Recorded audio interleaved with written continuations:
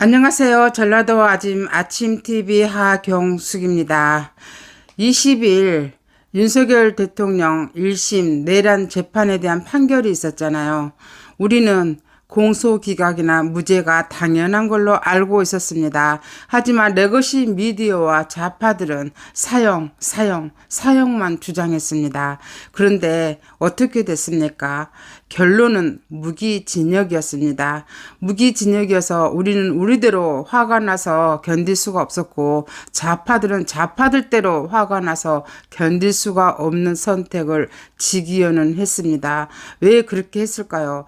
지기현은 시종일관 판결문을 읽으면서 이 재판부는 이게 아니라 이 법원은 이렇게 말을 하고 있습니다. 지기현은 왜 그렇게 말투를 써야만 했을까? 좌파들이 말하기를 지기현은 원래 무죄를 선고하려고 준비를 했다고 합니다. 그런데 12월 5일 전국 법원장 회의에서 비상계엄령은 위헌이라는 그것을 발표하자 부랴부랴 유죄로 선고하기로 결정을 했다는 생각이 든다고 합니다. 이게 좌파들의 논지인데요.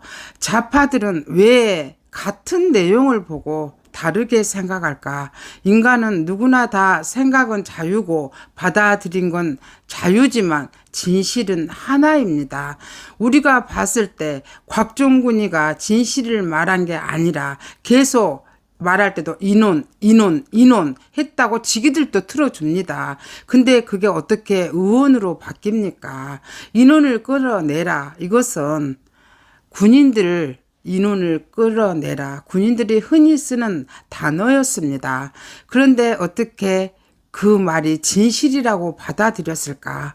총알도 없는 군인 200~300명이 어떻게 내란 폭동일까?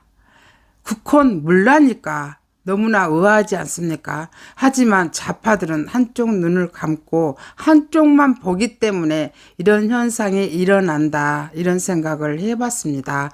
대한민국은 자유민주주의 국가입니다. 이승만 대통령이 얼마나 많은 협박 아닌 협박을 미국에 했습니까? 1950년대 대한민국은 아주 조그마한 나라, 너무 보잘것없는 나라였습니다. 그래서 이승만 대통령은 우리는 돈도 없고 무기도 없고 군대도 엉성했기 때문에 미군의 힘이 필요했습니다. 오매불망 한미동맹 얼마나 목을 메었습니까? 그래서 결국 얻어낸 게 한미상호방위조약이었습니다. 한국과 미국이 전쟁을 같이 한다는 그 내용을 이승만 대통령 생전에 기어코 받아냈습니다. 그 한미동맹을 깨뜨리려고 눈에 불을 켜고 달라든 이들은 누굽니까? 좌파입니다. 지금에 와서 생각해보니 좌파도 아름다운 말인 것 같습니다. 우리는 그들을 빨갱이라고 불러야 되지 않을까, 이런 생각도 드는데 여러분들은 어떻게 생각하세요? 우리나라에 좌파가 있을까? 우리가 생각하는 그 좌파들은 자신들이 전부 중도라고 말합니다. 우리 집에 있는 또라이 3명이 있다고 했잖아요. 그 3명이 다 뭐라 그런지 아세요? 자신들은 중도라고 합니다. 중도 보수. 이렇게 말을 합니다. 너무 웃기지 않습니까? 제 지인 중에 하나도 이진숙 위원장을 막 욕을 합니다. 입에 담지 못할 욕을 합니다. 결론은 나는 중도 보수요, 이거였습니다. 제가 그래서 중도 보수는 실체도 없고 좌파들이 지들은 좌파가 되는 게 너무나 부끄럽고 창피한지는 아니까 중도 보수라고 말을 한다고 제가 누누이 말씀을 드리는 겁니다. 그래서 국힘이 중도 보수를 쫓아가는 순간 선거는 폭망할 거다, 이렇게 말씀을 드린 겁니다. 그래서 저는 윤석열 대통령의 계엄에 부터 시작해서 지금까지 사회적 혼란, 그리고 어떤 현상이 일어났는가 한번 되짚어 보기로 했습니다. 연예인들이 촛불 데모 때, 박근혜 대통령 탄핵 때 우리는 봤습니다. 그들이 무대를 설치하고 얼마나 많은 연예인들이 왔습니까? 그것에 반해서 청소년들이 연예인들 보려고 광화문에 엄청나게 몰려왔습니다. 우리는 그 광경을 봤습니다. 그들은 왜 그렇게 할 수 있었을까요? 민노총 등 돈이 많은 그런 단체들이 많았기 때문에 돈을 풀풀 쓰고, 또 연예인들도 무료로 공연을 자처해서 했기 때문에 그게 가능했지만, 우파는 연예인들도 썩 나서서 하지도 못합니다. 왜냐? 방송 출연이 중단이 되고 한마디로 생계 위협을 받고, 그런 방송을 계속 틀어줄 수 있는 단체도 거의 없기 때문에 우리는 힘없이 무너져 버렸습니다. 그것을 계기로 우파 유튜버들이 우리 편은 아무도 없다. 결국 조중동이라고 하는 레거시 미디어들도 우리 편이 아니었구나 하면서 우파 유튜버들이 굉장히 활동을 하기 시작했습니다. 그게 계기가 되어서, 그래서 오늘날까지 이르렀는데, 우파 유튜버들 힘이 대단하지 않습니까? 장동혁이라는 듣지도 보지도 못한 사람을 당대표로 만든 사람들이 결국 우파 유튜버들과 우파와 당원들이었습니다. 레거시 미디어가 아니었다고 합니다. 우리가 잘 알고 있는 아이유가 어떻게 됐습니까? 아이유가 작년에 계엄이 선포된 이후로 여의도와 광화문에 많은 사람들이 모여들기 시작했을 때, 여의도는 주로 좌파들이 모여들었고 광화문에는 우파들이 모여들었습니다. 그때 아이유가 돈을 가게마다 전부 맡겨놓고 마음대로 드시라, 김밥도 드시라, 햄버거도 드시라 이러지 않았습니까? 이래서 우파들이 열을 확 받은 겁니다. 야, 아이유 저것이 초록우산 광고를 하더니 그 초록우산도 중국계요, 이런 말도 나오기 시작했습니다. 아이유에 대해서 가장 먼저 저격을 본격적으로 시작한 사람은 파랭이였습니다. 파랭이가 아이유를 반미 친중이라고 하면서 CIA에 신고를 했다고 보여주면서, 여러분들도 앞으로 반미 친중을 하는 사람은 CIA에 신고를 하라, 이게 계기가 되었던 것 같습니다. 그랬더니 난리가 났습니다. 좌파들이 스물스물 숨어들기 시작했습니다. 미국에 가지 못한다는 것은 큰일이거든요. 근데 미국만 못 갑니까? 미국은 자동으로 5개국이 못 간다고 하잖아요. 미국, 캐나다, 호주, 뉴질랜드, 영국, 이 5개국은 자동으로 못 가게 되는데 40개국이 이걸 공유한다고 합니다. 그러니까 자유민주주의 국가는 거의 못 간다, 이렇게 생각해도 되지 않겠습니까? 그러면서 트럼프가 대통령이 당선되면서 한국인들한테 큰 선물을 주었습니다. CIA 홈페이지에 아예 한국어로 신고하게끔 만들었습니다. 그래서 아이유가 신고됐네 안 됐네 이 난리가 났을 때 이승환이 쏙 나타납니다. 나는 조카 결혼식에 갔다 왔는데 했는데 바로 파랭이가 반박합니다. 아무리 봐도 그 사진은 합성인 것 같아, 이렇게 말을 한 겁니다. 그러면은 왜 아이유와 파랭이는 이렇게 공방을 벌이게 되었을까? 아이유가 미국에 가서 공연을 했다는 말도 나오기 시작했습니다. 근데 아이유가 2024년 7월경에 미국에 가서 5개 도시인가 순회 공연을 했더라고요. 비상계엄령이 선포되기 전에. 그때 아이유는 미국 공연을 했고, 비상계엄령이 선포된 이후에 12월경에 파랭이는 아이유를 신고를 했습니다. 우리는 너무 궁금하지 않습니까? 양쪽 공방이 너무 가격하니까. 그러면 방법은 딱 하나 있습니다. 아이유가 다시 미국 공연을 하면 됩니다. 취소되는지 안 되는지. 정말로 미국 공연은 취소되고 있습니다. 자우림이 취소가 돼서 엄청난 손해배상을 했다는 말이 나오더니 올해는 송가인이 취소됐다는 말이 나오고 있습니다.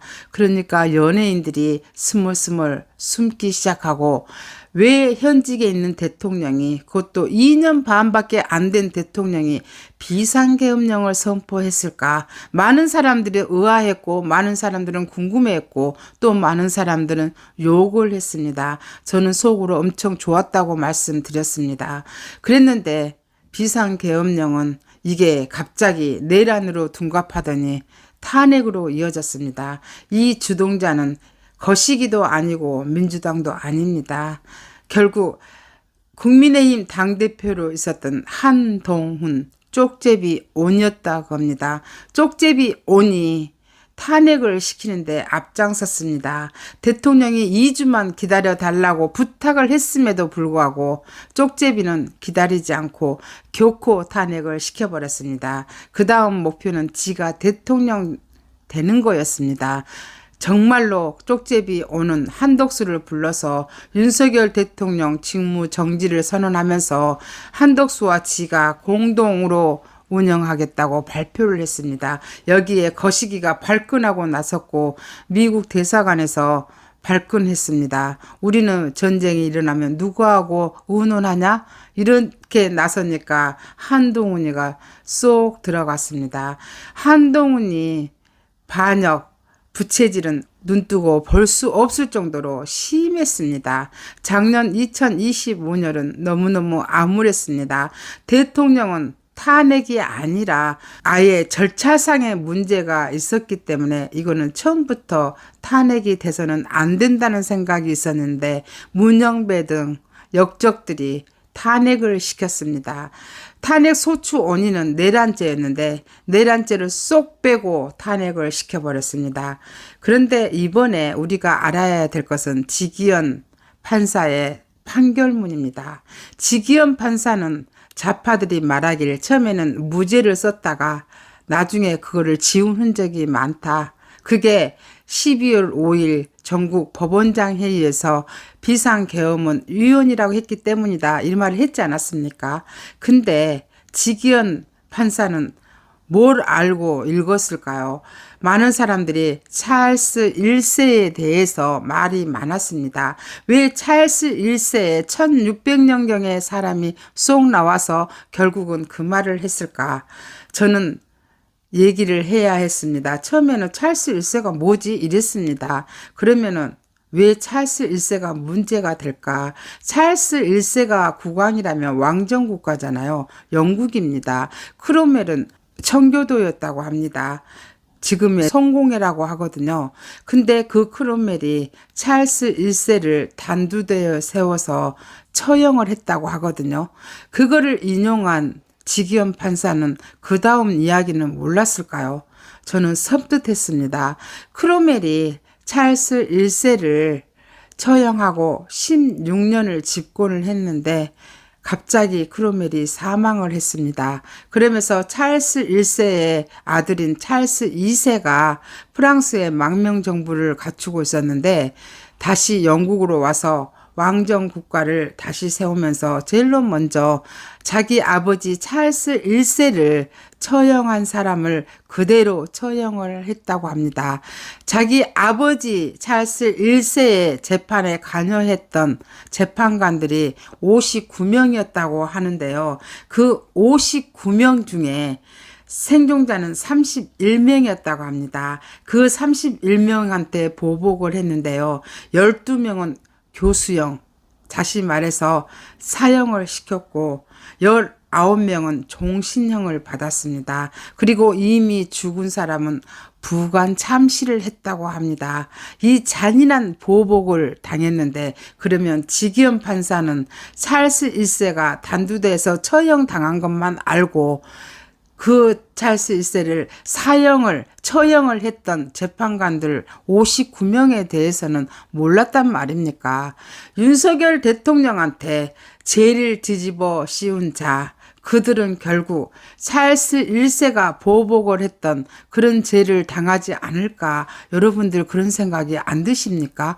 왜 지기현은 뒤에 이야기는 몰랐을까요? 정말로 써준 것만 알았을까요? 많은 사람들은 나무 위키만 알았어도 읽었어도 그런 찰스 1세를 갖다 말하지는 않았을 거라고 말들을 하더라고요. 지금 유럽에서는 그러면은 내란죄, 대역죄는 어떤 벌을 받을까? 만약에 우리나라의 현재에 비추어 본다면 검찰이나 특검이 증거를 조작하거나 증인을 협박해서 허위 진술을 받아내서 불법으로 헌법기관인 현직 대통령을 몰아내려 한다면 이 역시 대역죄, 내란죄에 해당된다고 말들을 하고 있습니다. 여러분들은 어떻게 생각하세요? 노상훈 사령관은 분명히 말했습니다. 많은 사람들이 폴리바게닌, 사법 거래에 응했다. 하지만 나는 응하지 않았다. 내가 알지 못하는 글들을 써갖고 와서 사인하라고 하더라. 나는 할 수 없었다. 참 군인다운 면모를 말해 주었습니다. 그런데 많은 사람들은 폴리 바게닝에 넘어갔다고 말을 했습니다. 일일이 말해줄 수는 없다고 했습니다. 우리는 곽종군이 예를 들으면서 많은 군인들이 파면을 당했는데 곽종군이는 해임을 당해서 연금을 그대로 받는다고 합니다. 그것을 봐더라도 그는 폴리 바게닝을 하지 않았을까? 우리는 의심하잖아요. 많은 것은 의심이지만 결국은 역사가 시간이 흐르면 진실은 밝혀질 겁니다. 박근혜 대통령 탄핵 당시에도 그 추잡한 이야기, 개인 사생활 이야기, 입에 담지도 못할 모든 말들을 민주당 거시기 찌끄레기들, 그리고 탄핵에 앞장섰던 국힘의 전신, 그들이 미래한국당을 만들어서 나갔잖아요. 60명이 넘잖아요. 그들이 만들어낸 결국은 조작한 탄핵 사유였습니다. 그들도 분명히 역사의 심판을 받을 거라고 생각하지 않으십니까? 박근혜 대통령 탄핵도 결국은 무죄였습니다. 그런데 그들은 항상 무엇을 합니까? 재산을 몰수해버립니다. 박근혜 대통령은 무죄였기 때문에 재산을 돌려줘야 되지 않겠습니까? 이것에 앞장섰던 묵시적 청탁, 이 말이 나왔던 거, 묵시적이란 말이 나왔던 거 한동훈이 말 장난이었습니다. 이번에 지기현도 묵시적 국헌문란이라고 했습니다. 어떻게 생각만 했는데 그게 죄가 됩니까? 사람은 정신병자와 정상인의 차이가 백지장 한 장이라고 하잖아요. 왜냐? 정말 죽겠구만 이런 말 많이 쓰잖아요. 내가 힘들어도 죽겠다 그러고 남들이 미워도 죽겠단 말을 씁니다. 내가 나를 죽일 수 있는 것도 죽도록 힘들다는 말도 결국 살인입니까? 말만 관용어처럼 쓰는 거, 오미 죽겠어, 나 죽도록 힘들어, 이게 살인입니까? 문제는 이겁니다. 행위로 옮기느냐 옮기지 않느냐. 행위로 옮기는 것은 정신병입니다. 하지만 행위로 옮기지 않고 생각만 할 수 있는 거는 그 사람의 생각이잖아요. 그게 어떻게 정신병이겠습니까? 그래서 정신병이냐 정상이냐 차이는 백지장 한 장 차이. 행위를 옮겼냐 안 옮겼냐 한 장 차이. 이거 아니었습니까? 오늘의 결론입니다. 행위로 옮기지 않은 그게 어떻게 죄가 됩니까? 묵시적 청탁, 묵시적 국헌문란, 그들이 나중에 역사의 심판을 어떻게 받게 될지 그들은 명심해야 됩니다. 지기현 판사 양쪽의 욕을 엄청 얻어먹고 있잖아요. 왜 이런 결론을 이끌었습니까? 한쪽 편에 서지. 우리가 항상 중도를 감나구라고 하고 기회주의자라고 하는 것은 그들이 양쪽 간을 보기 때문입니다. 내 소신대로 내가 생각한 대로 법리적으로 판단을 했다면 지기현은 영웅이 되어 있을 겁니다. 한쪽에서는 최소한 욕을 안 얻어먹었을 거다 그겁니다. 항상 갓나구 짓은 안 되는 겁니다. 그래서 국힘 내에 갓나구 짓, 그들이 엔추 파도스라고 하잖아요. 근데 그 말을 또 금지어 시켰다는데 누가 금지어를 시킵니까? 우리는 표현의 자유가 있는 대한민국에 살고 있습니다. 왜 엔추 파도스란 말을 못 쓰게 합니까? 그 말이 딱 정리되는 말인데 지금까지 진실을 알려드린 여러분